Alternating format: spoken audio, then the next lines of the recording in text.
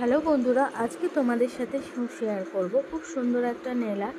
তো দেখো, প্রথমেই আমি পলিশ করিয়ে নিয়েছি নিউড কালারে। তারপরে দেখো কিওর করার পরে আমি এখানে টপ কোট করিয়ে সিল করে নিলাম। তারপরে দেখো এখানে ক্রোম ইউজ করছি, এখানে ব্লু কালারের ক্রোম ইউজ করেছি। যে কোনো কালারই ইউজ করতে পারো, তবে বেসটা নিউড রাখলে তোমাদের ডিজাইনটা ভালো লাগবে দেখতে পরে। তো এখানে দেখো আমি ভালো করে ক্রোমটা ইউজ করে নিচ্ছি। ইউজ করার পরে ভালো করে ডাস্ট আউট করে নিয়ে এরপরে আবার টপ কোট দিয়ে দেখো আমি এখানে ডট ডট করে ডিজাইনটা করছি।